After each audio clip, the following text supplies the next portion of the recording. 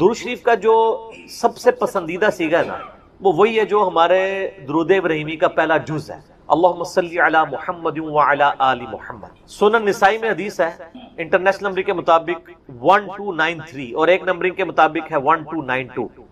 یہ مجھے زبانی یاد ہے نمبر، 12 نبی اسلام کی نسبت سے اور 92 محمد کی وجہ سے، 1292 سنن نسائی۔ زید ابن خارجہ سے نبی اسلام نے فرمایا مجھ پہ درود پڑھنا لازم کر لو اور اپنی دعاؤں میں پڑھا کرو اللہم صلی علی محمد وعلی آل محمد۔ یہ سنی شیعہ دونوں کے ہاں پڑھا جاتا ہے۔ اس کے علاوہ بخاری اور مسلم میں درود ابراہیمی ہے جو ہم نماز میں پڑھتے ہیں، یہ بھی ثابت ہے۔ باقی جتنے بھی درود ہیں اسی سے ملتے جلتے ہیں، صلی اللہ علیہ وآلہ وسلم، یہ بھی نبی اسلام سے ثابت ہے۔ صحیح مسلم میں حضرت عیسیٰ علیہ السلام کے لیے آپ نے کہا وَنُزُولِ عِیسیٰ ابْنَ مَرْیَمَ صلی اللہ علیہ وسلم وآلہ وسلم کے ساتھ پڑھنا بہتر ہے، کیونکہ نبی علیہ السلام نے اسی کی ترغیب دی۔ درود ابراہیمی میں بھی دیکھیں باقی درود۔ اب رہا مسئلہ کتنی تعداد میں پڑھا جائے، جتنی حسب توفیق ہو۔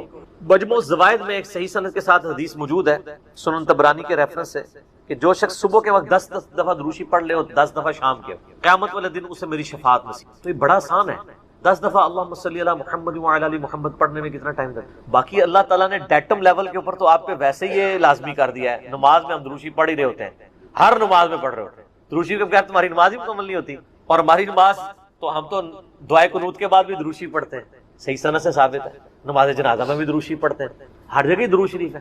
مسجد میں داخل ہوتے وقت درود شریف، وہ حدیثیں موجود ہیں، وہ میں نے اس لیکچر میں ساری حدیثیں بتائی ہیں۔ ہر خطبے کے آغاز میں درود شریف ہے، جس مجلس میں نبی علیہ السلام کا ذکر ہو وہاں پہ درود شریف ہے۔ مولا علی علیہ السلام سے حدیث ہے جامعہ ترمذی میں صحیح سند کے ساتھ کہ نبی صلی اللہ علیہ وآلہ وسلم نے فرمایا وہ شخص کنجوس ہے جس کے سامنے میرا ذکر ہو اور مجھ پر درود نہ پڑے، اللہم صلی علی محمد وعلی آل محمد۔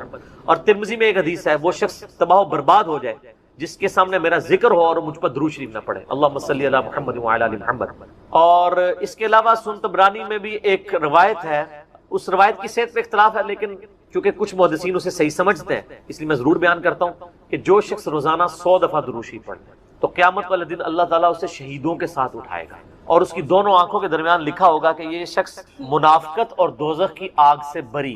100 دفعہ درود شریف، میری تو کوشش ہوتی ہے کہ 100 دفعہ درود شریف روزانہ کم از کم ضرور پڑھا جائے۔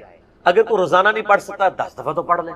اور نبی علیہ السلام کے آپ اکثر وظائف دیکھیں گے وہ 100 دفعہ ہی ہیں، اکثر وظائف جو زیادہ تعلیم کیے گئے، جیسے بخاری مسلم میں حدیث ہے کہ جو شخص 100 دفعہ پڑھ لے سبحان اللہ وبحمدہ تو اس کے سارے گناہ معاف کر دیے جائیں گے، چاہے سمندر کی جھاگ کے برابر ہو۔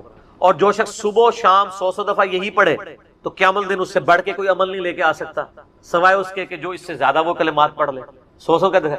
پھر بخاری میں 70 دفعہ استغفار کا ذکر ہے۔ پھر تسبیح فاطمہ بھی جو ہے 100 دفعہ ہے، 33 دفعہ سبحان اللہ، 33 دفعہ الحمدللہ، 34 دفعہ اللہ اکبر، یا 33 دفعہ اللہ اکبر اور 100 کا عدد پورا کرنے کے لیے بخاری مسلم میں آتا ہے لا الہ الا اللہ وحدہ لا شریک لہ لہ الملک ولہ الحمد وہو علی کل شیء قدیر۔ تو یہ سارے 100 والے ہیں، زیادہ تو آپ جتنا مرضی پڑھیں۔ جامعہ ترمذی میں حدیث ہے قیامت والے دن میرے سب سے زیادہ نزدیک وہ شخص ہوگا جس نے دنیا میں مجھ پہ سب سے زیادہ درود شریف پڑھا ہوگا، اللہم صلی علی محمد وعلی آل محمد۔ تو سر جتنا گڑ ڈالیں گے اتنا میٹھا ہوگا، درود شریف جتنا پڑھیں اتنا ہی کام ہے، نبی علیہ السلام کے قرب کا ذریعہ۔ لیکن صرف درود شریف پہ زور ہو، نبی علیہ السلام کی تعلیمات پہ زور نہ ہو تو یہ غلط ہے۔ درود شریف کے لیے باوضو ہونا بھی شرط نہیں، یہ اللہ کا ذکر ہے اور ایسا ذکر ہے جس کے لیے کوئی پروٹوکول نہیں۔ وضو پروٹوکول ہوتا ہے نماز پڑھنے کا، عام اذکار کے لیے کوئی وضو پروٹوکول نہیں ہوتا۔ ویسے آپ نے رکھنا ہے وہ ضرور کریں، لیکن ادروائز ان اذکار کا وہ پروٹوکول اس حوالے سے نہیں ہوتا۔ تو میری خواہش یہ ہے کہ آپ روزانہ کم از کم 100 دفعہ ضرور درود شریف پڑھیں۔ اگر نہیں پڑھ سکتے تو صبح فجر کے بعد 10 دفعہ اور 10 دفعہ مغرب کے بعد صبح شام 10 دفعہ پڑھ لیں تاکہ شفاعت رسول صلی اللہ علیہ وآلہ وسلم حاصل ہو۔ پھر مسلم شریف میں حدیث ہے، بخاری میں بھی کچھ حصہ ہے کہ جو اذان کا جواب دے، یعنی وہی مؤذن والے کلمات رپیٹ کرے، اس کے بعد مجھ پہ درود شریف پڑھے اور الوسیلہ والی دعا مانگے تو میری شفاعت اس کے لیے حلال ہو جائے گی، وہاں بھی درود شریف ہے۔ صحیح مسلم میں حدیث ہے جو ایک دفعہ 10 درود شریف پڑھے گا اللہ تعالیٰ اس پہ 10 رحمتیں نازل فرمائے گا۔ سنن نسائی میں حدیث ہے جو ایک دفعہ درود شریف پڑھے گا اللہ تعالیٰ اس پہ 10 رحمتیں نازل فرمائے گا، اس کے 10 درجات بلند کر دے گا، اسے 10 نیکیاں عطا فرمائے گا، اس کے 10 گناہ معاف کر دے گا۔ کتنی بڑی فضیلت ہے سر، اتنی بڑی فضیلت مجھے بتائیں کس عمل کی ہوگی؟ نفلی عبادات میں افضل ترین عبادت درود شریف۔ اچھا یہ درود شریف اللہ کی عبادت ہے کیونکہ آپ رجوع اللہ کرتے ہیں، اللہم صلی علی محمد وعلی آل محمد۔ یہ جو جمعے کے دن کے وظائف ہیں نا، اب وہ آپ یعنی غروب آفتاب جمعرات والے دن اس سے لے کے جمعے کی مغرب تک کر سکتے۔ یہ نہیں ہوتا کہ جمعے کے دن کوئی کرنا ہو، تو جمعے والے دن درود شریف پڑھنے کی فضیلت ہے۔ ابو داؤد کے اندر اور ترمذی کے اندر، سنن نسائی میں، ابن ماجہ میں حدیث ہے کہ نبی صلی اللہ علیہ وآلہ وسلم فرمایا کہ جمعے کا دن تمام دنوں کا سردار ہے۔ اسی دن آدم علیہ السلام پیدا ہوئے، اسی دن وہ فوت ہوئے، اسی دن پہلا سور پھونکا جائے گا، دوسرا سور پھونکا جائے گا، قیامت قائم ہوگی۔ تم جمعے والے دن مجھ پہ کثرت سے درود پڑھو، تمہارا درود مجھ پر پیش کیا جائے گا۔ تو صحابہ کرام نے جرت کر کے پوچھا، یا رسول اللہ علیہ وسلم جب آپ مر جائیں گے اور آپ کی ہڈیاں مٹی میں مل جائیں گے؟ سر یہ صحابہ کے الفاظ ہیں، جب تک 295C نہیں تھی مدینہ شریف، ورنہ آج کل تو کوئی سوال کر سکتا ہے؟ صحابہ پہ اللہ کی کروڑوں رحمتیں، وہ سوال کیے تو ہمیں عقیدے پتہ چلے۔ تو نبی علیہ السلام نے فرمایا کہ ان اللہ حرم علی الارض ان تأکل اجساد الانبیاء، بے شک اللہ نے مٹی پہ حرام کر دیے کہ نبیوں کے جسموں کو کھائے۔ تو نبیوں کے جسم سلامت ہیں قبروں کے، ان پر درود شریف پیش ہو۔ تو جمعے والے دن درود شریف کی خاص فضیلت ہے، جمعے والے دن ضرور 100 بار پڑھ لیا کریں۔ نبی علیہ السلام کی بارگاہ میں درود شریف پیش ہو رہا ہوتا ہے۔ وہ سنن نسائی میں حدیث ہے نا، زمین پہ کچھ فرشتے سیاحت کرتے ہیں، میرے امتیوں کا سلام مجھ تک پہنچاتے ہیں۔ اور میں نے دیکھا ہے کہ یہ حقیقت بات ہے، مسلمانوں کے جتنے مکاتب فکر ہیں ان میں سے 2 مکاتب فکر میں نے درود شریف کا بہت اہتمام دیکھا۔ نبی علیہ السلام کا مبارک ذکر کرتے ہیں، پہلے نمبر پہ شیعہ حضرات کو کہ وہ درود شریف کا بہت اہتمام کرتے ہیں، اور دوسرے نمبر پہ اہل حدیث۔ آپ عرب میں چلے جائیں، آپ وہاں پہ عربی خطبے سنیں ان کے جمعوں کے، سر اگر ایک جملے میں 3 دفعہ آ رہا ہے نا تو وہ قال النبی صلی اللہ علیہ وآلہ وسلم پورا پڑھیں گے۔ یہاں ہمارے لوگ بیان کرتے پوری تقریر، میرے حضور گئے، حضور آئے، حضور نے کیا، درود شریف ایک دفعہ بھی نہیں پڑھتے کیونکہ ٹرینڈ میں نہیں۔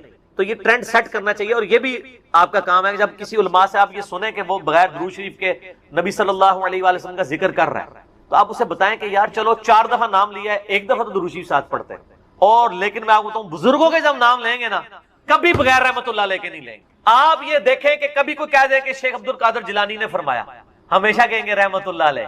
تو پھر سر ہم کیوں نہ کہیں کہ آپ بابوں کو نبی علیہ السلام سے اوپر سمجھتے ہیں، بغیر رحمت اللہ علیہ کا کبھی بھی یہ ذکر نہیں کریں گے اپنے بابوں کا، لیکن نبی صلی اللہ علیہ وآلہ وسلم کا ذکر کر دیں گے۔ تو درود شریف کا اہتمام کرنا چاہیے، نبی صلی اللہ علیہ وآلہ وسلم نے اس کی ترغیب دلائی ہے۔ یہاں پہ میں ایک مسئلہ عرض کر دوں، جو درود شریف کے دشمن ہے نا، اہل بیت کے دشمن، اب وہ اکثر اس چیز کو اٹھاتے ہیں، وہ کہتے ہیں جی یہ جو درود شریف میں ذکر ہے نا، اللہم صلی علی محمد وعلی آل محمد، یہاں آل محمد سے مراد نبی علیہ السلام کے اہل بیت نہیں ہے صرف، بلکہ پوری امت ہے، کیونکہ قرآن میں تو آل فرعون کہا گیا ہے، فرعونیوں کو، آل موسیٰ، تو یہ بھی آل محمد سے مراد ہے محمد والے نہ۔ یہ کہانیاں اس وقت تک تھی جب تک کہ انجینئر صاحب کی ویڈیوز بخاری مسلم کی روشنی میں سامنے نہیں آئی تھی۔ صحیح بخاری میں یہ الفاظ ہیں کہ صحابہ کرام نے کہا، اے اللہ کے محبوب صلی اللہ علیہ وآلہ وسلم، ہم نے سلام تو آپ پہ عرض کرنا سیکھ لیا ہے، السلام علیکہ ایھا النبی ورحمۃ اللہ وبرکاتہ، نماز میں آپ ہمیں یہ بتائیے کہ ہم آپ اور آپ کے اہل بیت پر درود کیسے پڑھیں، آپ اور آپ کی آل پہ نہیں، اہل بیت۔ تو کوئی نبی علیہ السلام کا امتی جو غیر سید ہے اور وہ کہہ سکتا ہے میں اہل بیت ہوں، تو اہل بیت کے اگینسٹ آل محمد آپ نے تعلیم دی۔ درود شریف میں آل محمد سے مراد اہل بیت، نبی علیہ السلام کی جو اولاد ہے، آل علی، آل عقیل، آل عباس، آل جعفر، جو صحیح مسلم میں غدیر روم کی حدیث کے اندر موجود۔ تو یہ یہاں آل محمد سے مراد اہل البیت ہے نبی علیہ السلام کی۔ باقی ان پہ درود پڑھیں گے تو ہم پہ تو ویسے ہی رحمتیں نازل ہو جانی ہیں، ان کے صدقے ہم تک بھی پہنچ جائیں گی اس حوالے سے۔ تو یہ میں نے ایک ضمناً مسئلہ عرض کر لیا، لوگ بیچ میں نا یہ پخے چھوڑ رہے ہوتے ہیں، تو میں نے اس پہ میرا یوٹیوب پہ کلپ بھی چڑھا ہوا ہے، درود اور اہل بیت کے دشمن، تو اس میں نے بتایا تھا یہ یعنی اپنے بغض کا اظہار اس طریقے سے کر رہے ہوتے ہیں، ان کو تو کوئی چیز اس طریقے سے ہضم نہیں ہو رہی ہوتی نا، تو وہ جان بوجھ کے ایسی باتیں نکالتے ہیں۔ درود شریف پڑھیں، اور مجھے یاد ہے کہ 3-4 سال پہلے مجھے ایک بریلوی بھائی کا فون آیا، تو مجھے کہنے لگے کہ جی آپ کی ویڈیوز بہت اچھی ہیں، میں آپ کی ویڈیوز کی وجہ سے مسلک چھوڑا، سب کچھ سیکھا۔ آپ سے ایک ریکویسٹ کرنی ہے کہ آپ جب درود شریف پڑھتے ہیں نا تو آپ صلی اللہ علیہ وآلہ وسلم پڑھا کریں۔ تو آپ میری پرانی ویڈیوز دیکھیں تو اس میں صلی اللہ علیہ وسلم ہوتا تھا، تو میں نے اس کا پھر یہ مشورہ مانا، تو پھر میں نے آہستہ آہستہ اپنے آپ کو اس کا عادی کیا کہ وآلہ وسلم بھی کہا جائے، کیونکہ نبی صلی اللہ علیہ وآلہ وسلم کو یہ چیز پسند ہے کہ آپ صلی اللہ علیہ وآلہ وسلم کے اہل بیت کا ذکر کیا جائے، اس لیے درود ابراہیمی میں بھی اہل بیت کا ذکر کیا گیا۔ اچھا، درود ابراہیمی میں بعض لوگ کہتے ہیں یہ جو آل ابراہیم کا ذکر ہے تو آپ یہودیوں پہ درود پڑھ رہے ہوتے ہیں۔ نہیں سر، یہودیوں میں کہاں درود ہے؟ اس میں ہے کہ اے اللہ درود بھیج محمد صلی اللہ علیہ وآلہ وسلم اور ان کی آل یعنی اہل بیت کے اوپر، جیسا کہ تو نے رحمت بھیجی تھی۔ مثال ہے، اب والا یہودی تو ہے ضربت علیہم الذلہ والمسکنہ، یہ تو مغضوب علیہم ہے، یعنی مراد وہ جو اہل توحید تھے بنی اسرائیل میں سے۔ کون؟ حضرت موسیٰ علیہ السلام، عیسیٰ علیہ السلام، یعقوب علیہ السلام، یوسف علیہ السلام، جن پہ اولاد ابراہیم تو یہ ہے نا، وہ تو اولاد ابراہیم نہیں ہے نا جس نے ابراہیم والے کام ہی چھوڑ دیے. وہ تو قرآن میں آیا کہ حضرت نوح علیہ السلام نے کہا یا اللہ یہ میرا بیٹا ہے. اللہ فرمایا اس کے تو اعمال ہی کافر والے، تیرا بیٹا ہی نہیں، بیگوٹن سن تھا. تعلیمات پہ عمل نہ کرنے کی وجہ سے اللہ تعالیٰ نے بیگوٹن سن ہونا، صلبی بیٹا ہونے کا بھی انکار کر دیا. تو یہاں میں سیدوں سے بھی ریکویسٹ کروں گا کہ مہربانی کریں امت کے اوپر، اگر نوح علیہ السلام کا بیٹا ان کے طریقے پہ نہ چلے تو وہ ان کی آل سے فارغ ہے، اور آپ لوگ جو ہیں وہ چرچ کے اڈے چلا رہے ہوں، شراب کے ڈیرے چلا رہے ہوں. مجھے اگلے دن ایک بھائی کی کال آئی ہمارے ادھر ہی جرمنی سے، وہ خود شیعہ تھے اور وہ رونا رو رہے تھے کہ یار اس وقت اہل بیت کے خلاف ایک پوری مہم کھڑی کی گئی. آپ کو پتہ ہے نا یہاں پہ امیر شام کے نام کے نعرے بھی لگوائے گئے. تو میں نے کہا جی ہم نے تو کاؤنٹر نیریٹو کھڑا کر دیا اس کے. تو بتانے لگے ایک کسی شیعہ ذاکر پورے اس ایک کمیونٹی کے بارے میں، وہ کہتے ہیں ہم ان کو ملینز آف روپیز سالانہ دیتے تھے، لیکن بعد پتہ چلا کہ وہ تو شرابیں پیتے ہیں اور عیاشیاں کرتے ہیں. وہ کہتے ہیں یہ اہل بیت کے نام کے اوپر جب اہل بیت کے دفاع کی باری آئی ہے تو یہ خود کون سے کرتوت کر رہے ہیں. اب الحمدللہ اہل تشیع کے اندر بھی اویئرنیس آ رہی ہے، جیسا کہ بریلویوں کے اندر اویئرنیس آئی کہ پیروں فقیروں نے ہمیں دھوکے میں رکھا ہوا ہے، یہ ہمارے نذرانوں سے یاشیاں کر رہے ہیں. یہی آپ کو یاشیاں شیعہ کے ہاں ذاکرین میں بھی نظر آئیں گے. وہ سارے وہ والے کام کر رہے ہوں گے، اچھے لوگ بھی ہیں لیکن برے لوگ بھی بیچ میں. تو ایسے لوگوں کو ممبروں پہ نہ آنے دیں، ان لوگوں کا خرچہ نہ اٹھائیں، اور یہ جو سید کے نام کے اوپر عزتیں ویل کر رہے ہیں نا، اس صورت میں کریں جب واقعی ان کے کام بھی ہوئی. اگر کام ان کے نبی الاسلام کے دشمنوں والے ہیں تو ہم ان کی رسپیکٹ. میرا اپنا میکینیکل انجینئرنگ کی یعنی کلاس فیلو تھا یونیورسٹی میں، قادیانی تھا اور سید تھا، اس کے نام کے اندر تھا، میں اب نام نہیں اس کا لیتا، وہ ایک بالکل پرسنل بات ہو رہی، تو اس کا سید فلاں شاہ پورا نام تھا. کتنا ایسا تو ہمیں پتہ ہی نہیں چلا، تو بعد میں قادیانی تھا. اب کیا ہمارے اہل تشیع کے ہاں جو سید ہیں اس کو سید ماننے کے لیے تیار ہو جائیں گے؟ نسل تو ہے نا، جینز تو ہے نا. وہ کہیں گے نہیں تعلیمات چھوڑ دو. تو سر آپ تعلیمات چھوڑ دیں اور آپ ہمیں کہیں کہ آپ امتی ہو. سر ہم امتی سیدوں کے نہیں ہیں، امتی تو نبی علیہ السلام کے لیے. یار مولا علی بھی کبھی، مولا علی نے یہ دعویٰ نہیں کیا کہ یہ میری امت ہے، وہ بھی اپنے آپ کو غلام محمد ہی کہتے تھے. آپ شیعہ کا جو سلوگن دیکھیں وہ تو بالکل ٹھیک ہے، محمد اور آل محمد. آل علی نہیں کہتے ہیں، علی نہیں سر، سینٹرڈ پوائنٹ محمد صلی اللہ علیہ وآلہ وسلم کی ذات ہے، جس کی جو بھی عزت ہے وہ نبی علیہ السلام کی نسبت کی ہوتی ہے، جس کا جو بھی مرتبہ ہے وہ ان کی نسبت. اگر نبی علیہ السلام کو بیچ میں سے نکال دیتے ہیں پھر کوئی شخص کوئی مرتبہ ویل نہیں کرتا. تو محمد اور آل محمد، حالانکہ دیکھیں اولاد علی ہے لیکن نام کیا بولا جاتا ہے؟ آل محمد. کیوں؟ یہ اللہ نے رشتہ کروایا ہے. سنن نسائی میں صحیح سند کے ساتھ حدیث ہے، پہلے حضرت ابوبکر نے رشتہ مانگا تھا نبی علیہ السلام سے سیدہ فاطمہ کے لیے، جب تک کہ حضرت ابوبکر خود سسر نہیں بنے تھے. نبی علیہ السلام نے کہا میری بچی چھوٹی ہے. پھر حضرت عمر نے مانگا، فرمایا چھوٹی ہے. پھر حضرت علی نے مانگا تو رشتہ کر دیا، کیونکہ اللہ نے وحی کے ذریعے بتایا تھا کہ آپ کی اولاد یعنی جو آل محمد ہے وہ اولاد علی ہوگی. یہ سر آسمانی رشتہ طے ہوا ہے، یہ چھوٹا معاملہ نہیں ہے. تو اس لیے جو لوگ اولاد علی ہیں اور اہل بیت ہونے کا دعویٰ کرتے ہیں، خدا کے لیے اہل بیت کے نام کے اوپر آپ داغنا اور دھبا نہ بنے، بلکہ ان کی تعلیمات کو بھی آگے لے کے. درود جو ہے نا یہ بیسیکلی تو فارسی زبان کا لفظ ہے، کسی کے لیے یعنی دعائے رحمت کرنا.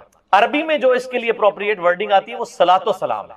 صلاح دعا کرنے کو مختلف معنی، میں آپ کو اصطلاحی معنی بتا رہا ہوں، اور سلام اردو میں بھی استعمال ہوتا ہے کسی کے لیے سلامتی کی دعا کرنا. تو درود شریف بیسیکلی یہ ہے کہ آپ نے اللہ کے محبوب صلی اللہ علیہ وآلہ وسلم کے لیے دعائے رحمت کرنی، اور اس کا حکم اللہ تعالیٰ نے قرآن حکیم میں دیا ہے. سورۃ الاحزاب کی آیت نمبر 56 ہے. اعوذ باللہ من الشیطان الرجیم. بسم اللہ الرحمن الرحیم. ان اللہ وملائکتہ یصلون علی النبی یا ایھا الذین آمنوا صلوا علیہ وسلموا تسلیما. اللہم صل علی محمد وعلی آل محمد كما صليت على إبراهيم وعلى آل إبراهيم إنك حميد مجيد. اللهم بارك على محمد وعلى آل محمد كما باركت على إبراهيم وعلى آل إبراهيم إنك حميد مجيد. تو اس کا حکم آیا، اور باقی احادیث میں تو پھر درود شریف کے جو فضائل آئے ہیں وہ تو سر زندگیاں چاہیے اس کو بیان کرنے کے لیے. افضل ترین نفلی عبادات میں صحیح مسلم میں حدیث ہے، اللہ کے محبوب صلی اللہ علیہ وآلہ وسلم نے فرمایا کہ جو شخص مجھ پر ایک دفعہ درود شریف پڑھے گا، صلاۃ پڑھے گا، تو اللہ تعالیٰ اس پہ 10 دفعہ درود پڑھے گا، 10 دفعہ رحمتیں اس پہ نازل کریں. تو اللہ کی رحمت 10 دفعہ. اللہم صلی علی محمد وعلی آل محمد. اسی طریقے سے اسی کی ایکسپلینیشن سنن نسائی میں ایک حدیث ہے کہ جبرائیل علیہ السلام نے آ کر کہا کہ اللہ کے نبی علیہ السلام آپ اس پہ کیا خوش نہیں ہیں کہ جو بھی آپ کا امتی ایک دفعہ درود پڑھے اللہ تعالیٰ اس پہ 10 دفعہ درود بھیجے گا، اور جو ایک دفعہ سلام پڑھے اس پہ 10 دفعہ سلامتی بھیجی جائے گی۔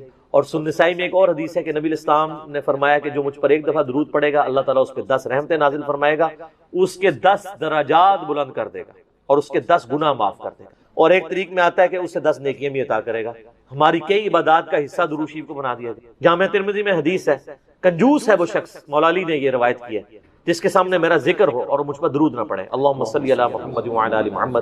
ترمذی اور مسند احمد میں حدیث ہے، تباہ و برباد ہو جائے وہ شخص کہ جس کے سامنے میرا ذکر کیا جائے وہ مجھ پر درود نہ پڑے، اللہم صلی علی محمد وعلی آل محمد۔ اور یہ تو ڈیٹیل آتی ہے پھر وہ مستدرک الحاکم میں، نبی الاسلام وہ ایک سیڑھی پہ چڑھے، کہا آمین، دوسری پہ، تیسری پہ، تو صحابہ نے کہا یہ آپ نے آمین کیوں کہا؟ تو کہا کہ جبرائیل علیہ السلام میرے پاس آئے تھے، انہوں نے کہا تباہ و برباد ہو جائے وہ شخص، ناک خاک آلود ہو اس کی، کہ جو آپ کا ذکر سنے اور درود شریف نہ پڑھے۔ تو میں نے کہا آمین، اللہم صلی علی محمد وعلی آل محمد۔ دوسری سیڑھی پہ انہوں نے کہا کہ برباد ہو جائے وہ شخص جو ماں باپ دونوں کو یا دونوں میں سے کسی ایک کو بوڑھی حالت میں پائے اور ان کی خدمت کر کے جنت نہ کما سکے، تو میں نے کہا آمین۔ اور تیسری سیڑھی پہ انہوں نے کہا جو رمضان کا مہینہ پائے اور اپنی مغفرت نہ کروا سکے تو تباہ و برباد ہو جائے وہ شخص، تو میں نے کہا آمین۔ مسند احمد میں ایک بڑی عجیب حدیث ہے، رکت انگیز، نبی اسلام نے فرمایا جو لوگ کسی مجلس میں شریک ہوں اور بغیر اللہ کا ذکر اور درود کیے کسی بھی مجلس میں ذکر و درود کے بغیر وہاں سے اٹھ جائیں، ایسے لوگ جنت میں بھی داخل ہو گئے نا، وہاں بھی انہیں حسرت ہوگی اس مجلس پہ جو بغیر ذکر و درود۔ اللہم صلی علی محمد وعلی آل محمد۔ تو یہ تو اتنے فضائل ہیں کہ آپ بیان کرتے جائیں، یہ تو یعنی نہ ختم ہونے والے ہیں، ان کا کوئی اینڈ نہیں ہے۔ تو درود اور سلام، صلاۃ و سلام، یہ اللہ تعالیٰ کی طرف سے امت کے لیے ایک بہت بڑا تحفہ ہے۔ اور اس حوالے سے اگر آپ بخاری مسلم کھولیں نا تو آپ کو ایک حدیث ملے گی، جب یہ آیت نازل ہوئی نا ان اللہ و ملائکتہ یصلون علی النبی، تو صحابہ نے کہا یا رسول اللہ ہم نے آپ پر سلام تو سیکھ لیا ہے جو بخاری مسلم میں آتا ہے تشہد، السلام علیک ایھا النبی ورحمۃ اللہ وبرکاتہ، آپ ذرا درود بھی سکھائیں۔ بخاری کے ایک طریق میں آپ ہمیں درود سکھائیں جو ہم محمد اور اہل بیت محمد صلی اللہ علیہ وآلہ وسلم پر پڑھیں، تو پھر آپ نے درود ابراہیمی تعلیم کیا۔ اور مسلم کے ایک طریق میں آتے ہیں آپ تھوڑی دیر خاموش ہو گئے، صحابہ کہتے ہیں اتنی دیر خاموش رہے کہ ہم نے یہ گمان کیا کاش سوال کرنے والا سوال نہ کرتا، پھر آپ نے تھوڑی دیر بعد کہا کہ وہ سوال کرنے والا کدھر ہے جو درود کا سیگا پوچھ رہا تھا، پھر آپ نے درود، یعنی آپ علیہ السلام پہ وحی نازل ہوئی۔ یہ درود ابراہیمی نبی علیہ السلام کو اللہ نے وحی کے ذریعے تعلیم فرمایا ہے، دیکھیں نا جی، درود ابراہیمی وحی کے ذریعے بتایا گیا ہے، اس لیے درود ابراہیمی سے محبت کیا کریں۔ یہ کوئی وابی درود نہیں ہے، درود نہ سنی ہوتا ہے نہ شیعہ، اور سید بھی نہ سنی ہوتا ہے نہ شیعہ، سید سید ہوتا ہے اور اسے سید ہی رہنا چاہیے، سنی شیعہ کی تفریق سے اوپر۔ وَسَمَّاكُمُ الْمُسْلِمِينَ مِن قَبْلُ وَفِي هَذَا، نبی علیہ السلام کا اپنا خطبہ صحیح مسلم کے اندر موجود ہے۔ جابر بن عبداللہ کہتے ہیں، اور یہ حدیث امام باقر علیہ السلام نے روایت کی ہے جابر بن عبداللہ سے، اور امام باقر سے بیان کیے امام جعفر صادق نے، 2005 نمبر ہے صحیح مسلم میں، کہ نبی علیہ السلام جب بھی خطبے کے لیے کھڑے ہوتے تو آپ صلی اللہ علیہ وآلہ وسلم فرماتے کہ میں اور قیامت اس طرح ساتھ بھیجے گئے جیسے یہ دو انگلیاں درمیان والی اور شہادت کی انگلی جوڑ کے، کیونکہ آپ علیہ السلام کے بعد تو اب صرف قیامت ہی آنی ہے۔ پھر آپ علیہ السلام یہ بھی پڑھتے اما بعد فإن خیر الحدیث کتاب اللہ، آگاہ ہو جاؤ اس کے بعد کہ سب سے بہترین کلام اللہ کی کتاب ہے، وخیر الہدی ہدی محمد صلی اللہ علیہ وآلہ وسلم، اور ہدایت یافتہ راستہ محمد صلی اللہ علیہ وآلہ وسلم کا ہے، وشر الامور محدثاتها، اور بدترین کام وہ ہیں جو دین میں نئے داخل کیے جائیں، وکل محدثۃ بدعہ وکل بدعۃ ضلالہ وکل ضلالۃ فی النار۔ سنن نسائی میں پوری ڈیٹیل ہے کہ تمام بدعتیں گمراہیاں ہیں، گمراہیاں تمام کی تمام دوزخ میں لے جانے والی۔ اور اس کے علاوہ بھی صحیح مسلم میں ہے نا، وہ نحمدہ ونستعینہ ونستغفرہ ان الحمد للہ نحمده ونستعینه ونستغفره ونعوذ باللہ من شرور انفسنا ومن سیئات اعمالنا من يهده الله فلا مضل له ومن يضلل فلا هادي له واشهد ان لا اله الا الله وحده لا شريك له واشهد ان محمدا عبده ورسوله۔ بلکہ صحیح مسلم میں حدیث ہے جس خطبے میں شہادت نہ پڑھی جائے وہ ناقص ہے، شہادت یہ والی اشهد ان لا اله الا الله وحده لا شريك له واشهد ان محمدا عبده ورسوله۔ تو اس کے علاوہ آپ صلی اللہ علیہ وآلہ وسلم سورہ نساء کی پہلی آیت تلاوت کیا کرتے تھے، یا ایھا الناس اتقوا ربکم الذی خلقکم من نفس واحدہ۔ اس کے علاوہ اور آیات بھی آتی ہیں، سورۃ الاحزاب کی آیات بھی آتی ہیں، ترمذی میں وہ روایت کمزور ہے لیکن مسلم شریف میں ایک ہے سورۃ الحشر کی آیات بھی آپ کچھ تلاوت کیا کرتے تھے کہ اے ایمان والو اللہ کا تقوی اختیار کرو اور ہر جان دیکھے کہ اس نے مستقبل کے لیے قیامت کے دن کے لیے کیا بھیجا ہے، یہ والی آیت تلاوت کرتے تھے۔ اور سر اس سے بڑھ کر نبی علیہ السلام کی تقریر کیا ہوتی تھی وہ زیادہ امپورٹنٹ ہے، وہ صحیح مسلم میں موجود ہے کہ نبی علیہ السلام جمعے کے 2 خطبے ہوتے تھے اور دونوں کے درمیان تھوڑی دیر بیٹھتے تھے اور دونوں خطبے کھڑے ہو کے دیتے تھے اور اس میں لوگوں کو واعظ و نصیحت کرتے تھے اور قرآن سناتے تھے سر. اور مسلم شریف میں حدیث ہے کہ نبی علیہ السلام کے ہر جمعے کے خطبے میں سورہ قاف ہوتی تھی. سورت نمبر 50 سورت القحف ہے نا, 15ویں سے شروع ہو کے 16ویں میں. یہ 26ویں پارے میں چھوٹی سی سورہ قاف جس میں میرا مسئلہ نمبر 59 ہے, منکرین خدا کو دلائل کے ذریعے دعوت. تو وہ سورت آپ صلی اللہ علیہ وآلہ وسلم, اور یہ یقین کریں بڑی پرفیکٹ ہے فکر آخرت کے اعتبار سے, وہ سورت آپ پڑھتے تھے. پھر صحیح مسلم میں حدیث ہے کہ انسان کے فقیہ ہونے کی نشانی یہ ہے کہ اس کی نماز جمعے کی لمبی ہو اور خطبہ مختصر ہو. اور پھر اس کے آگے الفاظ ہیں کہ بعض خطبے تو جادو کا سا اثر رکھتے ہیں, سحر کا. یہاں کیا ہوتا ہے الٹ, نماز چھوٹی, صرف اہل حدیث ہیں جو صحیح نماز پڑھ رہے ہوتے ہیں, باقی تو مغرور لا رہے ہوتے ہیں. وہ چھوٹی کیوں پڑھاتے ہیں؟ تقریر اتنی لمبی کر چکے ہوتے ہیں کہ انہوں نے ڈر لگا ہوتا ہے کہ یار جلدی فارغ کریے. سر 1:30 بجے جمعے کا ٹائم ہے تو 1:30 بجے مولوی جو ہے نا وہ تھوڑا سا گرم ہونا شروع ہوتا ہے اور جا کے 1:50 کے اوپر جا کے جماعت کھڑی کرتا ہے. تو جماعت میں اس کو پھر ٹینشن پڑی ہوتی ہے, میں پہلے ہی 20 منٹ لیٹ ہوں, نماز کا رگڑا نکال دیتا ہوں. حالانکہ میں نے تقریباً 1.5 سال ایک بریلویوں کی مسجد میں جمعہ پڑھایا اس زمانے میں, 2000 کے اندر بات ہے, 2000 سے لے کے 2001 تک. میری یعنی نماز جمعے کا ٹائم 1:30 بجے تھا, میں 1:20 کے اوپر تقریر ختم کر دیتا سنتوں کے وقفے کے لیے. اور جب تقریر ختم کرتا تھا تو اس کے بعد ظاہر ہے وہ حنفی طریقے سے اس وقت پڑھتے تھے نا, سنتوں کے وقفے بعد 1:25 پہ عربی خطبہ شروع کیا اور بعض اوقات 1 منٹ انتظار کرنا پڑتا تھا کہ وہ پوری 1:30 ہو تو جماعت کھڑی کرے. 31 تے 32 والی کہانی ختم نہ, وہ کہانی ختم, ٹھیک ہو گیا. اس طرح آج ایک کلپ آ رہا ہے مارکیٹ, وہ فرحان بھائی نے تیار کر لیا, وہ انشاءاللہ تعالی ان قریب لانچ ہونے والا ہے. وہ نا ہی نہ ہے اور اسے نہ 2 بار آئی ہے نا.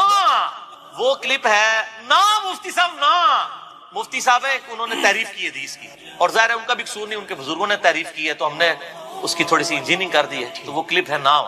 تو سر نا اس ٹائم بھی انتظار کرتے تھے پورے 1:30 ہو جماعت کھڑی. اچھا 2 یا 3 جمعے ہی گزرے تھے سر, لوگ جو ہے نا 1 بجے مسجد میں آ جاتے تھے. تقریر خیر اس ٹائم بھی میری اسپیکنگ پاور تو تھی, کہانیاں بھی بڑے اچھے طریقے سے کرا لیتا تھا. اچھا اون بھی کرا لینا, لیکن اون کرا کے پھر انجینئرنگ کرنا, اردو صرف کہانی ہی ہونی ہے. حالانکہ انجینئرنگ میں نے کی ہوئی تھی. ٹھیک ہے, تو یہ مطلب انسان کو اس معاملے میں احتیاط کرنی چاہیے. یعنی علماء جو ہے وہ خام خواہ گھسیٹتے رہتے ہیں, تو قرآن پڑھ کے سنائے, ایک طرف سے قرآن شروع کریں. ان لوگوں نے تو 12 تقریریں کتاب مارکیٹ سے خریدی ہوئی ہے, ہر 12 جمعے کے بعد وہ ریپیٹ ہو جاتی ہے. ٹھیک ہے, اس کی بجائے کیا کریں, قرآن ترجمے والا لے لیں اپنے فرقے کا. بریلوی ہیں تو احمد بریلوی صاحب کا لے لیں, دیوبندی ہیں تو اشرف تھانوی صاحب کا لے لیں, اہل حدیث ہے جونا گڑھی صاحب کا لے لیں, اہل تشیع ہے تو سید فرمان علی شاہ صاحب کا لے لیں. سر 2-3 صفحے پڑھ کے بتا دینا قرآن کے, تو ان کو وہ بےچارے پریشان ہوئے ہوتے ہیں, بےچارے نئے خطیب نا جی, وہ پھر جمعہ آ گیا ان کی تقریر کریے. کوئی لوگ بھی سن کے آپ کو کوئی نواں موضوع کرنا ہے, آپ تو لوگ ایجوکیٹ ہو چکے ہیں جی, اور یوٹیوب کی وجہ سے, اور لوگوں کو یہ شعر بھی پتا ہے کہ نام ہے بابی, نام ہے بابی, میں ہوں مسلم علمی کتابی. کئی لوگ تو اب کہتے ہیں سر جمعہ پڑھنے کا مزہ ہی نہیں آتا, ہر چیز ہی کہانی لگتی ہے. وہ ہے ہی وہ پہلے بھی کہانی سی, لیکن چونکہ تمہیں پتہ نہیں سی کہ کہانی ہے. ٹھیک ہے, تو وہ بڑی مشکل سے لوگ سنتے ہیں. تو اب طریقہ یہ ہے کہ سر آپ کہانی کے بجائے ان کو کہ سر قرآن ترجمے سے شروع کر لیں. یار قرآن پاک اتنی موٹی کتاب ہے کہ یہ ان کو کئی سال چاہیے ختم کرنے کے لیے. آلموسٹ جو عام یہ نارمل قرآن ہے, آپ یہ دیکھیں, یہ آلموسٹ 600 صفحوں. تو اگر یہ ہر جمعے کے خطبے میں صرف 2 صفحے بھی پڑھیں, ٹھیک ہے, تو سال میں کتنے جمعے آئیں گے؟ 52. تو تب بھی 1/3 قرآن بھی نہیں ختم ہوگا. ٹھیک ہے, کتنا ہوگا؟ 100. 6 سال بعد سر خطبہ ریپیٹ ہوئے گا, دیکھ لو, کیونکہ 1 سال میں 100 صفحے پورے ہوئے, تو 6 سال کے اندر 600 صفحے پورے ہوں گے. اور اگر اس کو صحیح طریقے سے بیان کیا جائے تو 1 صفحہ بھی نہیں سر مکمل ہوتا. آپ دیکھتے ہیں ہماری تفسیر ایک آیت کے اوپر میں نے بعض کا 6 گھنٹے کے لیکچرز ہیں. تو قرآن کو, اور نبی علیہ السلام کا خطبہ جمعہ قرآن تھا, اور وہاں یہ ایڈوانٹیج تھا کہ بیان کرنے والا بھی عربی تھا, سننے والے بھی عربی تھے, نہ ترجمے کی ضرورت تھی, نہ تفسیر اس طرح کرنے کی, ڈائریکٹ بات کی دل کے اوپر ہوتی. اب ہمیں ذرا ترجمہ بھی کر کے بیان کرنا پڑتا ہے. تو نبی علیہ السلام کے جمعے کا خطبہ تذکیر ہوتی تھی, نصیحت, اور نصیحت کس کے ذریعے؟ قرآن کے ذریعے. اور مزے کی بات ہوں, جو سورہ قاف ہے نا, صحیح مسلم میں اوپر تلے 4 حدیثیں ہیں, وہ صحابیہ کہتی ہیں کہ نبی علیہ السلام چونکہ ہر جمعے میں پڑھتے تھے, مجھے زبانی یاد ہوگی سن کے سورہ قاف. اور سورہ قاف کی ہی آخری آیت ہے فذکر بالقرآن من یخاف وعید. اے نبی قرآن کے ذریعے نصیحت کیا کریں ان لوگوں کو جو اللہ کی دھمکی سے ڈرتے ہیں. تو نبی علیہ السلام پھر وہ نصیحت اسی صورت سے ہی کر دیتے تھے, فذکر بالقرآن من یخاف وعید. قرآن کے ذریعے, قرآن سے ہی نصیحت کرنی ہے, قرآن سے ہی آپ نے تذکیر کرنی ہے. لیکن یہ قرآن کیسے پیش کریں؟ قرآن تو آپ کو پتہ پڑھنے سے بندہ گمراہ ہو جاتا ہے نا. گورے ہدایت پا جاتے ہیں تے کالے جڑے نے گمراہ ہو جاتے ہیں. وہ ان لوگوں کے چونکہ اپنے عقائد قرآن کے خلاف تھے اس لیے انہوں نے یہ ڈنڈورا پیٹا. تو نصیحت بھی قرآن سے. اور وہ بخاری مسلم کی جو حدیث میں نے بیان کی تھی انڈے کے حلال ہونے کی, اس میں بھی الفاظ پتہ کیا سب سے پہلے جو آتا ہے اس کو اونٹ کی قربانی کا ثواب, اس کے بعد والے کو گائے کا, اس کے بعد والے کو بھیڑ کا, اس کے بعد والے کو مرغی کا, اس کے بعد والے کو انڈے کا, اس کے بعد آگے الفاظ ہے پھر فرشتے جو ہے رجسٹر بند کرتے ہیں. وَيَسْتَمِعُونَ الذِّكْرَ, اور پھر وہ کان لگا کے تذکیر جو نصیحت کر رہا ہوتا ہے نا وائز, وہ سننا شروع کرتے ہیں. فرشتے بھی تقریریں سنتے ہیں. ویسے تو ہڈیاں گاڑیاں سن کے تو فرشتے بھی ہنستے اڑے رہے, بندے ہنس رہے ہیں. یار یقین کریں مجھے تو اب فرشتوں کے اوپر آ رہا ہے. یار فرشتے کیا سوچتے ہوں گے یار کہ ان کو اللہ تعالیٰ نے ایک پیغمبر دیا, کتاب محفوظ کی, یہ اس کو چھوڑ کے کہانیاں کرا رہے ہیں. بڑا حوصلہ ہے جی فرشتیاں دا, یقین کرو. پھر بھی تھوڑا نام رجسٹر لکھتے ہیں, ہو سکتا ہے نام لکھتے ہیں کہانی سننے کے لیے پہلا بندہ آ گیا, ہوں دوسرا آ گیا, ہوں تیسرا آ گیا, تے کہانی سن کے اٹھ گیا, تے گھر بھی جا کے کہانیاں ہی سنائے گا.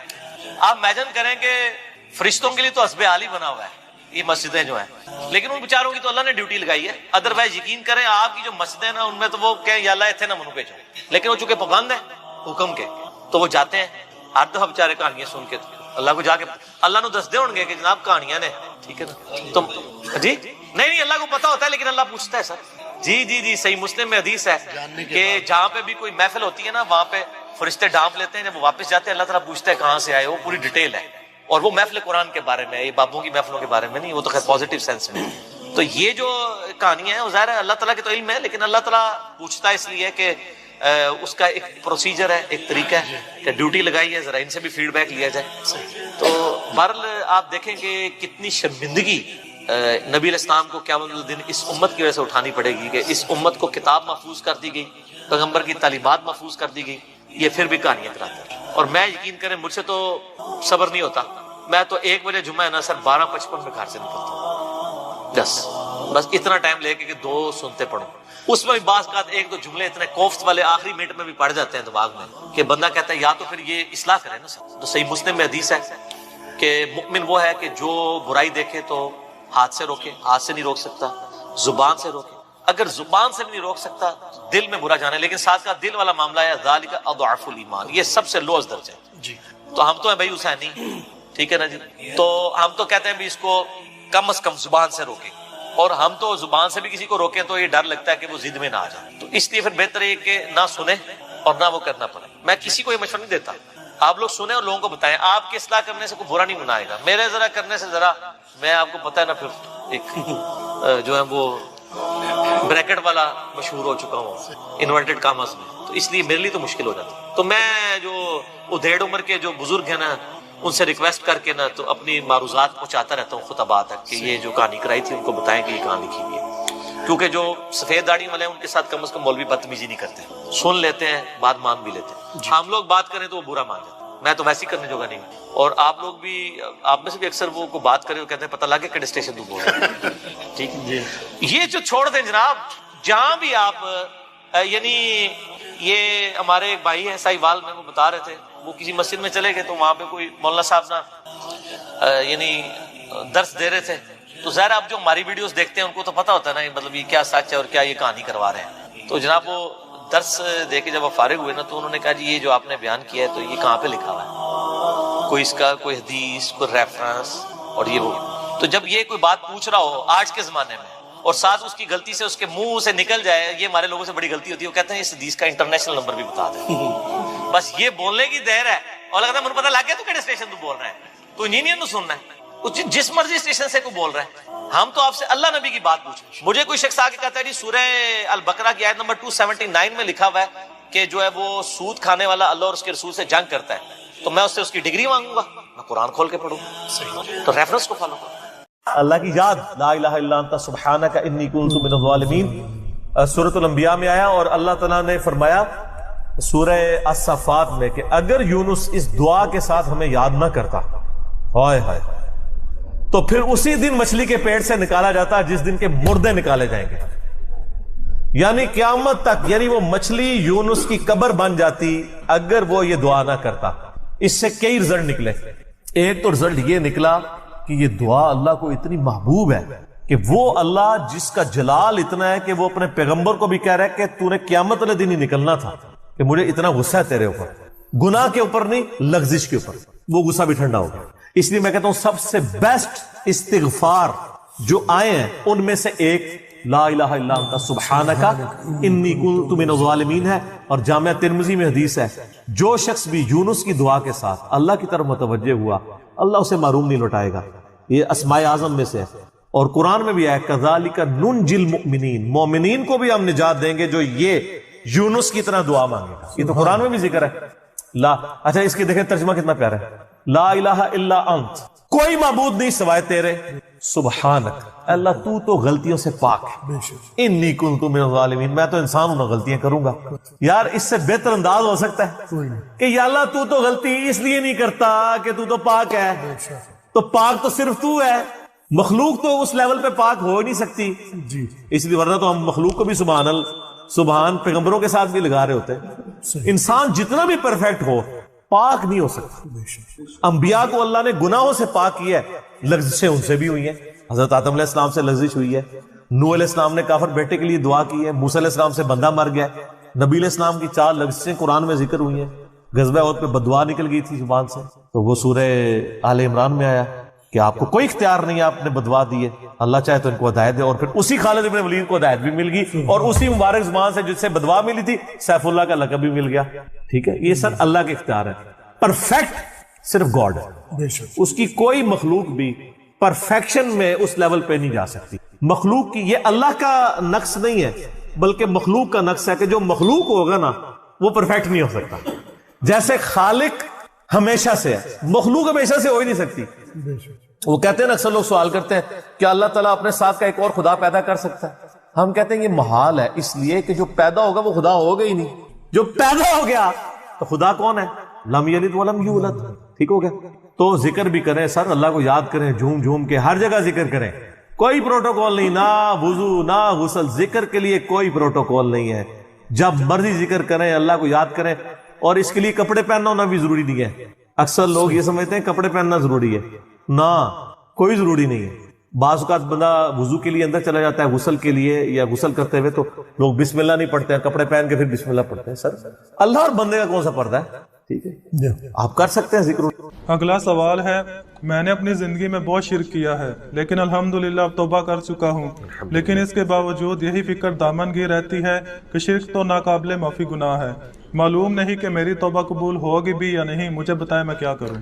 آپ سب سے پہلے تو اس طرح کے خیالات سے توبہ کریں جو آپ کر رہے ہیں، ٹھیک ہے؟ اس کی وجہ یہ ہے کہ سورہ التوبہ کی آیت نمبر 70 میں اللہ تعالیٰ نے فرمایا کہ جو شخص توبہ کر لے سچے دل کے ساتھ، اور اس سے پہلے بڑے بڑے گناہوں کا ذکر ہوا ہے، ان میں سے ایک شرک بھی، بلکہ اب یہ کریٹیکل سوال ہے تو میں یہ آیت پڑھ کے بھی بتا دیتا ہوں۔ پارہ نمبر 19 کے اندر جا کے سورہ الفرقان کی آیت نمبر ہے یہ 70۔ اعوذ باللہ من الشیطان الرجیم، بسم اللہ الرحمن الرحیم۔ ہاں جی یہ آ گیا، والذین لا يدعون مع اللہ الہا آخر، یعنی اللہ تعالیٰ اہل ایمان کی نشانی بتا رہا ہے کہ وہ ایسے لوگ ہیں کہ وہ اللہ کے ساتھ کسی اور کو الہ کے طور پر نہیں پکارتے، وَلَا يَقْتُلُونَ النَّفْسَ الَّتِي حَرَّمَ اللَّهُ إِلَّا بِالْحَقِّ، اور کسی جان کو ناحق قتل نہیں کرتے۔ ہاں بفتوی شریعت والا معاملہ علیحدہ ہے، یعنی قتل کے بدلے قتل، وہ بھی گورنمنٹ کا جوڈیشری کا کام ہے، آپ نے خود نہیں کرنا۔ وَلَا يَزْنُونَ، نہ زنا کرتے ہیں۔ وَمَن يَفْعَلْ ذَلِكَ يَلْقَ أَثَامًا، جو کوئی یہ 3 گناہ کرے گا ان قریب ان کا عذاب چکھ لے گا۔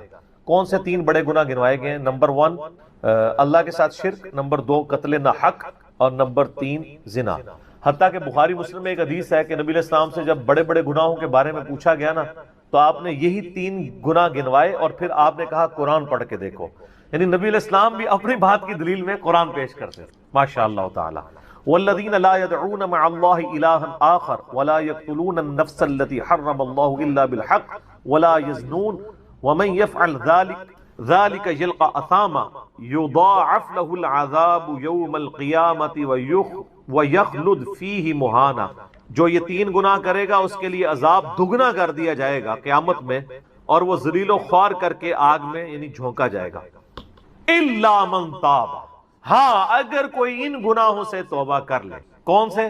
نمبر 1 شرک، نمبر 2 قتل نہ حق، اور نمبر 3 زنا.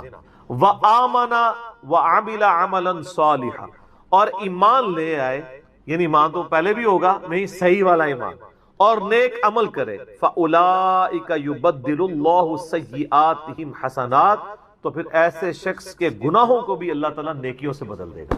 صرف معافی نہیں سر، جتنے بڑے بڑے گناہ تھے اسی لیول کی بڑی بڑی نیکیاں. وَكَانَ اللَّهُ غَفُورًا رَحِيمًا، اور اللہ تعالیٰ تو بخشنے والا مہربان ہے. وَمَن تَابَ وَعَمِلَ صَالِحًا، جو کوئی توبہ کرے اور نیک اعمال کرے، فَإِنَّهُ يَتُوبُ إِلَى اللَّهِ مَتَابًا، تو اللہ تعالیٰ کہتا ہے کہ میرے ذمہ ہے اس کی توبہ کو قبول کرنا. یعنی اللہ تعالیٰ نے اپنے اوپر خود سے واجب کیا، حالانکہ اللہ تعالیٰ کسی چیز کا پابند نہیں ہے کہ جو میری طرف رجوع لائے گا میں اسے ضرور معاف کروں. تو اگر کسی شخص کو اس طرح کا وہم آتا ہے نا، اور یہ وہم اس لیے بھی آ رہا ہوتا ہے، بعض اوقات لوگ یعنی اس کا ترجمہ کرتے ہوئے بالکل لفظی ترجمہ کر رہے ہوتے ہیں. قرآن حکیم کی آیات چونکہ پورے کانٹیکسٹ کے ساتھ ہوتی ہیں، بیک گراؤنڈ میں آیات نازل ہوئی ہوتی ہیں، لہٰذا میں جب بھی ان آیات کا ترجمہ کرتا ہوں نا، جب اسپیسیفکلی شرک کو ایڈریس کر رہا ہوتا ہوں، میرا لیکچر نمبر ہے مسئلہ نمبر 3، دعا صرف اللہ ہی سے، اور سچ پیپر بھی ہے اس کے اوپر، تو ہم یہ ترجمہ جو ہے نا یہ آیت، ان اللہ لا یغفر ان یشرک بہ، بے شک اللہ اس گناہ کو کبھی معاف نہیں کرے گا کہ کوئی شخص اللہ کے حضور قیامت والے دن اس حال میں پیش ہوا کہ اس نے دنیا میں شرک کیا ہوا، یعنی بغیر توبہ کے وہ مرا. وَيَغْفِرُ مَا دُونَ ذَلِكَ لِمَن يَشَاءُ، اور شرک کے علاوہ ہر گناہ معاف کر دے گا، وہ بھی اوپن لائسنس نہیں، جس کے لیے چاہے گا. یعنی جو شخص شرک سے توبہ کیے بغیر گیا نا، اس کی تو توبہ ہے ہی نہیں قیامت. ہاں دنیا میں کر گیا وہ معاملہ علیحدہ ہے، قیامت میں اللہ سے اس حال میں ملا کہ اس نے دنیا میں شرک کیا ہوا اور توبہ نہیں کی، تو اللہ تعالیٰ اس کا گناہ معاف نہیں. وَمَن يُشْرِكْ بِاللَّهِ فَقَدْ ضَلَّ ضَلَالًا بَعِيدًا، جو کوئی شرک کرتا ہے وہ گمراہی میں دور جا پڑا. وَلِعَوْذُ بِاللَّهِ تَعَالَى. دنیا میں تو میرے بھائی جامعہ ترمذی میں حدیث ہے، نبی علیہ السلام نے فرمایا موت کے غرغرے سے پہلے اللہ تعالیٰ توبہ قبول کرتا ہے. موت کے غرغرے سے مراد ہے نزع کا عالم طاری ہونے سے پہلے. جب کسی کو موت نظر آ گئی نا، اب وہ توبہ نہیں کر سکتا. تو قرآن حکیم میں ہے نا، فرعون جب ڈوبنے لگا تھا تو اس نے کیا کہا تھا، میں ہارون اور موسیٰ کے رب پر ایمان لاتا ہوں، بنی اسرائیل کے رب پہ. تو اللہ تعالیٰ نے کیا فرمایا تھا، الآن، اب لایا ایمان. حالانکہ ایمان تو لے آیا تھا، وہ غرغرہ تو وہ لے ہی رہا تھا نا، غوطہ تو کھا رہا تھا نا.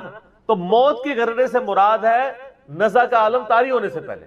اور اس میں ایک پوائنٹ کئی دفعہ ہائی لائٹ کر چکا ہوں، یہاں پہ بھی کر دوں. اگر آپ کو کسی شخص کے بارے میں یہ پتا چل جائے نا کہ اس کو لا علاج بیماری لگ چکی اور وہ اب کچھ عرصے میں ایکسپائر ہو جائے گا، جیسے کینسر ہے، یعنی ہم نے یہ لرن کر لیا نا کہ کینسر جب 3rd سٹیج کے اوپر پہنچ جاتا ہے تو وہ انسان بچتا نہیں ہے. جس شخص کو کینسر ہوا ہے، یا سپوز اس کے گردے فیل ہو گئے، یا دل بالکل ایج پہ پہنچ چکے، ایسے لوگوں کو یعنی پاکستان انڈیا میں تو لوگ چھپاتے ہیں کہ پہلے ہی نہ کہیں مر جائے. وہ سن کے کتنی حیران کن بات ہے کہ مسلمان جس کے لیے موت ایسٹ ہونی چاہیے، چلو کافر کو تو سمجھ آتا ہے، اس نے تو دنیا ہی کمائی ہے نا، مسلمان بھی یعنی مرنے سے پہلے مر جاتے ہیں موت کا سن کے. ایسا تو نہیں ہونا چاہیے اصولاً. اور یہ ٹانٹ اللہ نے قرآن پاک میں یہودیوں کو دی ہے سورہ جمعہ کے اندر، کہ کہتے ہیں نا اللہ کے بڑے چہیتے ہیں، ان کو کہو کہ تم موت کی تمنا کرو اگر تم سچے ہو. اگر تم اللہ کے چہیتے ہو تو پھر موت تو تمہارے لیے خوشخبری ہونی چاہیے، لائبلٹی نہیں ہونی چاہیے، ایسٹ ہونی چاہیے. اب یہی تان ہمیں بھی آ رہا ہے، مسلمان کی حالت نہیں ہونی چاہیے، اس کو موت کا پتہ چلے تو جناب وقت سے پہلے ہی مرنے کی کوشش کرے. تو لیکن آپ یورپ امریکہ میں اگر کسی کو بیماری ہونا، اس کو بتا دیا جاتا ہے کہ سر پلان کر لیں 6 مہینے ہیں، اور 6 مہینے بھی ان کے پلان ہے، وہ 6 سال بھی ہو سکتے ہیں، 6 گھنٹے بھی ہو سکتے ہیں، وہ تو اللہ کی مرضی ہے، وہ ایک ایسٹیمیٹ بتاتے ہیں. یہاں پہ لوگ چھپا لیتے ہیں. اس کا نقصان یہ ہے کہ نہ وہ اپنی لائف کو یعنی کوئی وراثت کے پوائنٹ آف ویو سے مینج کر سکتا ہے، اور سب سے بڑھ کے اسے توبہ کی طرف آپ کو لانا چاہیے. میں تو کہتا ہوں جی کسی کو کینسر ہو گیا ہے، ابھی اس میں موت کا غرغرہ نہیں آیا، کوئی کینسر ہوا ہے نا، پتہ نہیں کب مرنا ہے، ٹھیک ہے نا، نزع کا عالم بھی نہیں ہے، اس کو سب سے پہلے بتائیں کہ بھئی تمہیں لا علاج بیماری ہے، تمہاری ڈیتھ کسی بھی وقت ہو سکتی ہے، اللہ کی طرف رجوع لاؤ.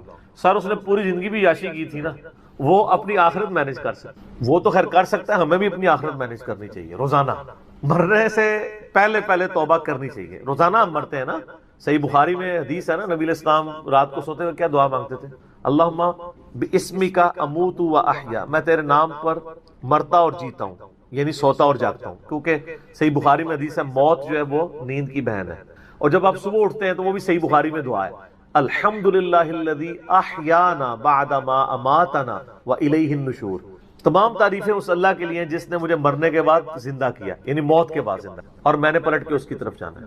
تو رات کو سونے سے پہلے توبہ کریں، اور سب سے بیسٹ توبہ تو وہ بخاری مسلم میں حدیث ہے، جس نے رات میں سورۃ البقرہ کی آخری 2 آیات پڑھ لی اسے ہر چیز سے کفایت کر جائیں گی۔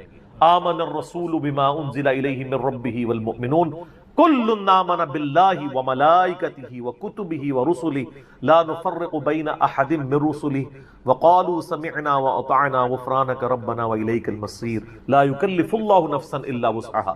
آنورڈ، اس میں تجدید ایمان بھی ہے، اللہ پر ایمان، کتابوں پر، فرشتوں پر، اس کے بعد دعائیں ہیں، ربنا لا تؤاخذنا ان نسینا واخطانا، اس کے اندر توبہ شامل ہے۔ سب سے بیسٹ تجدید ایمان جو ہے سورہ بقرہ کی آخری 2 آیات ہیں، اور یہ ہمارے وظیفے میں ہم نے بلو کارڈ کے اوپر بھی لکھا ہے کہ نبی علیہ السلام نے فرمایا، اور یہ حدیث بخاری مسلم دونوں میں، جو شخص رات کو سونے سے پہلے سورۃ البقرہ کی آخری 2 آیات پڑھ لے، اس میں جو کچھ اللہ سے مانگا ہے وہ اس کو دے دیا جائے گا، یہ بھی الفاظ ہے۔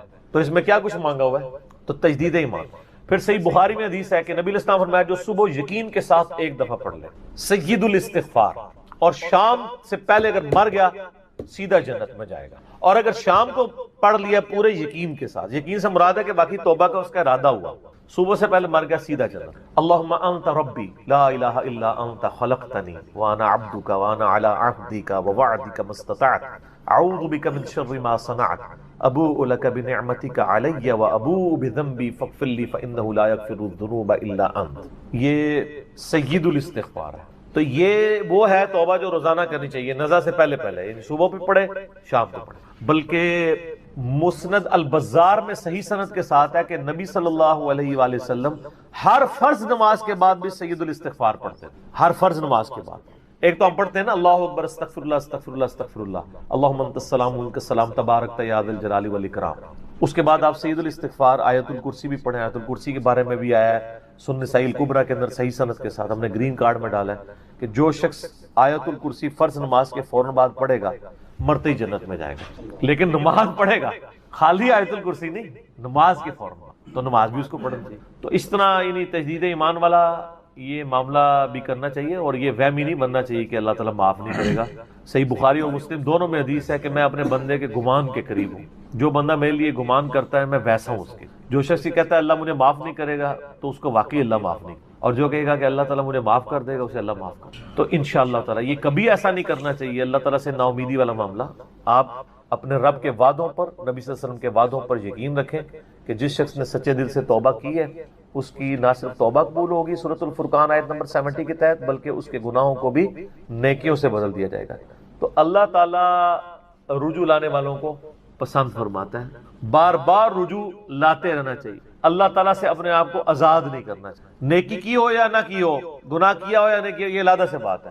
نبی علیہ السلام سے بڑھ کر کون نیک ہو سکتا ہے؟ صحیح بخاری میں حدیث ہے کہ میں بھی روزانہ 70 سے زیادہ دفعہ اپنے رب کی طرف استغفار لے کے آتا ہوں، استغفر اللہ و اتوب الیہ، نبی علیہ السلام۔ اور یہ 70 کا عدد آپ نے کثرت کے لیے بولا ہے، عربی میں 70 کا مطلب 70 ڈیجٹ نہیں ہوتا، 70 کا مطلب 1000 دفعہ بھی ہو سکتا ہے، 10,000 دفعہ بھی ہو سکتا ہے، 100 دفعہ بھی ہو سکتا ہے، کثرت کے لیے بولا جاتا ہے۔ تو استغفار تو بندے کی ضرورت ہے، یہ اللہ سے ایک نیکی ہے، اور ہر چیز کے ساتھ استغفار اٹیچ ہے۔ آپ دیکھیں کہ محفل سے اٹھنے کی جو دعا ہے اس میں استغفار ہے، سبحانک اللہم بحمدک اشہد ان لا الہ الا انت استغفرک و اتوب الیک، سنن نسائی میں حدیث ہے۔ پھر سنن نسائی الکبریٰ میں حدیث ہے کہ نبی علیہ السلام وضو کے بعد بھی یہ دعا پڑھتے تھے، سبحانک اللہم بحمدک اشہد ان لا الہ الا انت استغفرک و اتوب الیک، اور فرمایا یہ پڑھ لو تو یہ اللہ تعالیٰ قیامت کے دن تک کے لیے اس کو سنبھال کے رکھ دے گا، تمہیں اس کے عوض نیکیاں ملیں گی، ٹھیک ہے نا۔ تو رجوع اللہ، استغفار، ہر وقت اللہ کی طرف رجوع لاتے رہنا۔ اور سب سے بیسٹ یہ ہے کہ نماز کے تشہد کی آخری جو دعائیں والا پورشن ہے نا اس میں استغفار مانگیں، کیونکہ صحیح بخاری میں حدیث ہے جب درود شریف تشہد میں پڑھ چکو اس کے بعد جو چاہو اپنے رب سے مانگو، سجدوں میں بھی مانگیں۔ صحیح مسلم میں حدیث ہے سجدے میں انسان اپنے رب کے سب سے زیادہ قریب ہوتا ہے، تم خوب رب سے دعائیں مانگا کرو، اور نبی علیہ السلام نے دعا بھی سکھا دی۔ بخاری اور مسلم دونوں میں ہے کہ نبی علیہ السلام رکوع اور سجدے میں پڑھتے تھے سبحانک اللہم و بحمدک اللہم اغفر لی، یہ ہمارے وہ اذکار میں لکھا نا سبحانک اللہم و بحمدک اللہم اغفر لی، تو اس میں دعا ہی ہے۔ پھر 2 سجدوں کے درمیان میں رب اغفر لی رب اغفر لی ہے۔ سر استغفار تو ہر جگہ ہی چل رہا ہوتا ہے، تو اللہ کی طرف رجوع لائیں اور اللہ سے امید رکھیں۔ دنیا میں کسی نے توبہ کر لی تو موجہ ہی موجہ، یہ آخرت کے لیے معاملہ ہے۔ تو شرک، یار آپ نے کیا شرک کیا ہوگا، جو صحابہ کرام نے قبول ایمان سے پہلے کیا. سر صحیح مسلم میں حدیث ہے 321 نمبر، میں نے کربلا والے ریسرچ پیپر میں ڈالی، بڑی لمبی حدیث ہے. عمر بن عاص رضی اللہ تعالیٰ عنہ کہتے ہیں کہ جب مجھے یہ اندازہ ہوا کہ اب نبی علیہ السلام یعنی غلبہ پائیں گے، یعنی اللہ نے ان کا سینہ اسلام کے لیے کھول دیا، اسلام قبول کرنے کے لیے نبی صلی اللہ علیہ وآلہ وسلم کی خدمت میں حاضر ہوئے، تو خود ہی بتاتے ہیں، اور انہوں نے اپنے نزع کے عالم میں موت کے وقت میں اپنے بیٹے کو، بڑی لمبی بڑی رکت انگیز حدیث ہے، میرا یوٹیوب پہ کلپ بھی ہے، عمر بن عاص کی موت کے وقت اشک بار آنکھوں سے سننے والی. تو خیر اس میں یہ بھی الفاظ ہیں، کہتے ہیں جب میں نبی صلی اللہ علیہ وسلم کے پاس ایمان لانے کے لیے گیا نا، تو نبی علیہ السلام نے اپنا دایاں ہاتھ آگے بڑھایا بیعت کرنے. تو کہتے ہیں میں نے دایاں ہاتھ بڑھایا لیکن حضور کے ہاتھوں میں ہاتھ دینے سے پہلے ہی میں نے کہا یا رسول اللہ پہلے مجھے گارنٹی دیں کہ میں نے جو کچھ اسلام کے خلاف سازشیں کی ہیں پچھلے 19 سال میں، اسلام کے آنے کے بعد 19 سال تک اسلام کے خلاف یہ اور خالد ابن ولید دونوں کٹھے مسلمان ہوئے تھے ایک ہی دن ایک ہی وقت میں 19 سال. پھر اسلام کی حالت میں انہیں 19 سال نہیں ملے ہیں حضرت خالد ابن ولید، کفر میں ملے ہیں، اسلام میں تھوڑا وقت ملا. تو حضرت عمر بن عاص کہتے ہیں میں نے ہاتھ کھینچ لیا، میں نے کہا یا رسول اللہ پہلے گارنٹی دے میرے سارے گناہ معاف ہوں. تو آپ صلی اللہ علیہ وسلم نے فرمایا کہ اے عمر کیا تجھے نہیں پتا کہ اسلام پچھلے کے سارے گناہوں کو معاف کر دیتا ہے، اور اللہ کی راہ میں ہجرت پچھلے کے سارے گناہوں کو معاف کر دیتی ہے، اور حج مبرور پچھلے کے سارے گناہوں کو معاف کر. تو یہ اسلام لے کر آنا کتنی بڑی دولت ہے. تو یہ تجدید ایمان کرنا، کلمہ پڑھ کے یہ اپنا تجدید ایمان والا معاملہ بھی کرتے رہنا چاہیے، یہ بھی ایک توبہ کا ذریعہ ہے. اللہ سے امید رکھیں، اللہ کو اصل میں باغی پسند نہیں ہے، جو گناہ کر کے توبہ کر لیتے ہیں نا وہ اللہ کو بڑے پسند ہیں، اتنے پسند ہیں کہ ایک بڑی عجیب و غریب روایت ہے صحیح بخاری اور مسلم میں، صحیح مسلم میں ذرا زیادہ ڈیٹیل ہے کہ نبی علیہ السلام فرماتے ہیں اگر تم گناہ کرنا چھوڑ دو گے تو اللہ تعالیٰ تمہیں ختم کر دے گا، اور ایسی مخلوق لے کے آئے گا کہ جو گناہ کرتی ہو اور اللہ ان کو معاف کر کے خوشی محسوس کرے. اچھا اس کو بعض لوگوں نے دوسری طرف لے لیا، ان کا جی اللہ تعالیٰ گناہوں سے بڑا خوش ہوتا ہے. نہیں نا، اصل میں یہ بتانا چاہ رہے تھے نبی صلی اللہ علیہ وآلہ وسلم کہ انسان کے اندر بلٹ ان فالٹ رکھا گیا ہے کہ وہ غلطی کرے گا. اصل مسئلہ یہ ہے کہ وہ آدمی بنے. آدم نے اپنی غلطی کو جسٹیفائی کیا نہیں، جب غلطی کی تو کیا کہا ربنا ظلمنا انفسنا وان لم تغفر لنا وترحمنا لنکونن من الخاسرین، معاف کر دیا اللہ نے. شیطان نے اپنی غلطی کی جسٹیفیکیشن دینا شروع کر دی، میں ایسے بہتر ہوں، تو نے اس کو مٹی سے بنایا، مجھے آگ سے بنایا ہے، میں اس کو کیسے سجدہ کروں.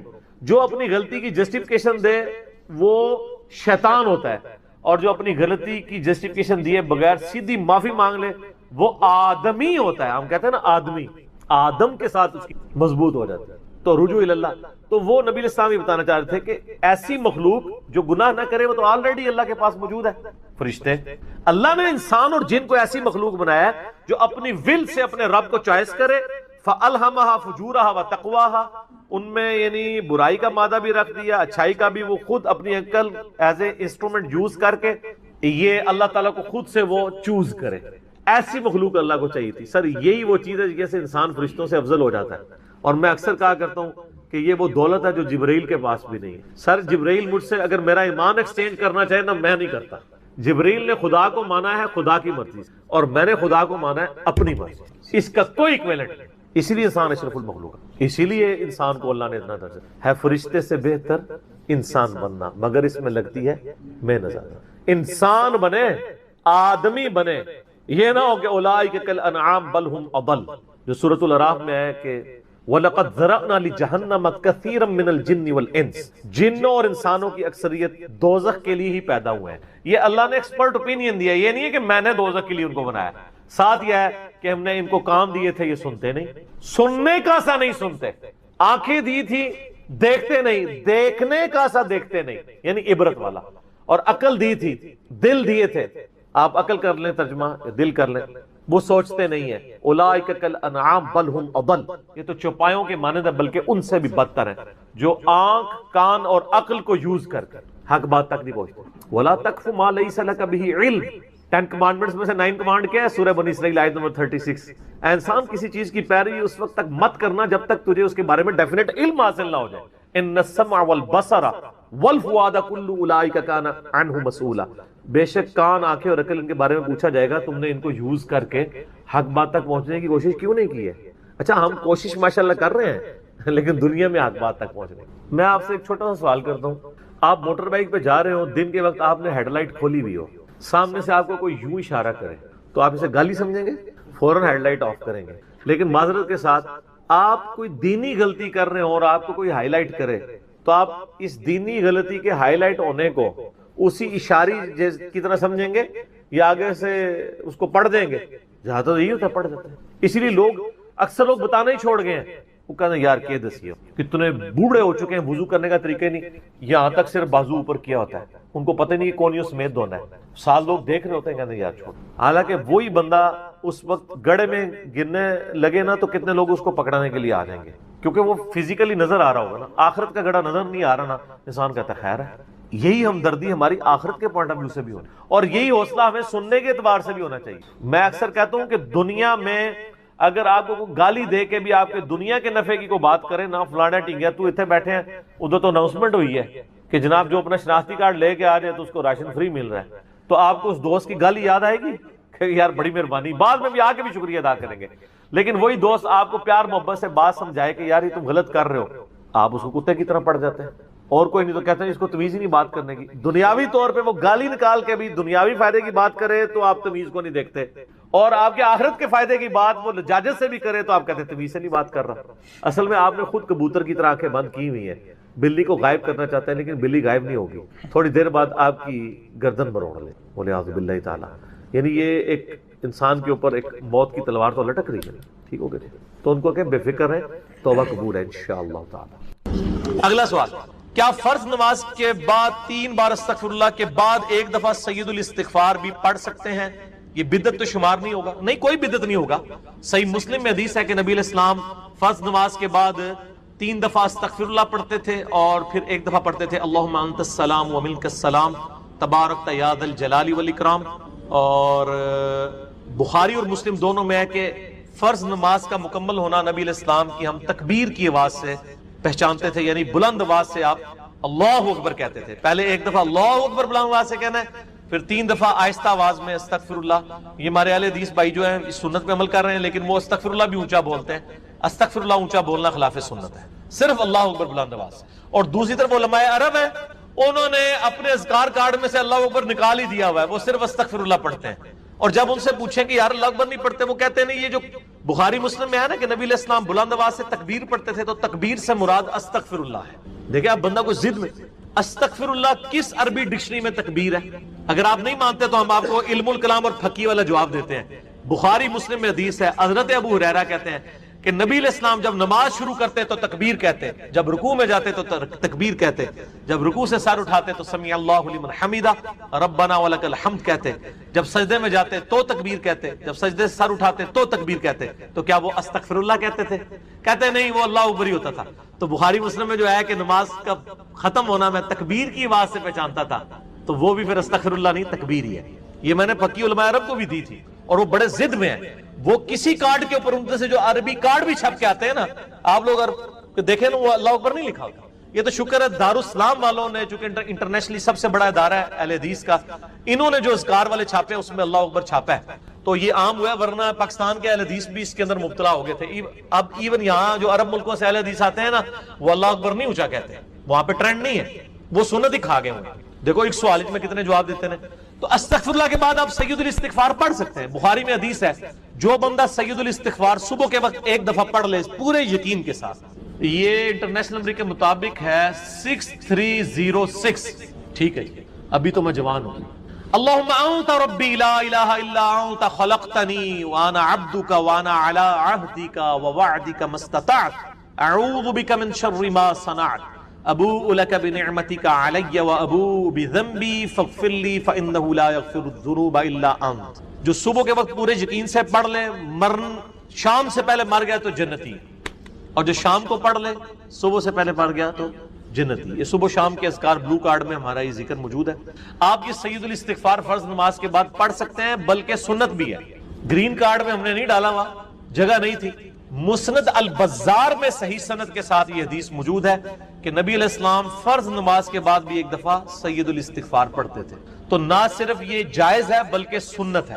اور میں الحمدللہ فرض نماز کے بعد جو آیت الکرسی کا وظیفہ ہے، باقی اذکار ہیں، تو میں سید الاستغفار ہر فرض نماز کے بعد پڑھتا ہوں. کیونکہ نبی علیہ السلام کی سنت تھی سید الاستغفار بھی، اور 3 دفعہ استغفر اللہ لادا سے، اور اللہم انت السلام منک السلام، اور باقی اذکار. اور یہ تو میں صرف سمجھانے کے لیے کہہ رہا ہوں، یہ تو آپ گن بھی نہیں سکتے. قرآن پاک میں اللہ تعالیٰ نے فرمایا نا کہ اللہ کی نعمتیں اتنی زیادہ ہیں کہ تم انہیں شمار کرنا چاہو تو شمار بھی نہیں کر سکتے. تو وہاں سے اللہ تمہیں رزق دے گا، تمہیں گمان بھی نہیں ہوگا. اب رزق کے لیے ضروری نہیں ہے کہ آپ کے پاس مال و دولت اور آپ کے ایسٹس بڑھ جائیں. یہ بھی اللہ تعالیٰ کا بہت بڑا رزق ہے کہ آپ کے پاس جو تھوڑے بہت ایسٹس ہیں وہ سلامت ہیں. کسی ایک میڈیکل کیس کسی گھر کے اندر 1 کروڑ پڑتی بندے کو بھی لا کے زیرو پہ کھڑا کر سکتے. آپ کی زندگی میں کئی ایسے کیسز ہوئے ہوں گے جدادیں تک بک جاتی ہیں. اور مجھے واصف علی واصف صاحب کی بات یاد آ گئی. وہ کہتے ہیں میں وہ مسجد میں بیٹھا ہوا تھا تو ایک بندے کو میں نے دیکھا کہ وہ دعا مانگ رہا ہے کہ یا اللہ 25 سال پہلے جو میں نے دعا تجھ سے کی تھی وہ واپس لے لے، بس یہ دعا کر رہا ہے. کہتے ہیں وہ فارغ ہوا تو میں نے اس سے پوچھا کیا ہوا؟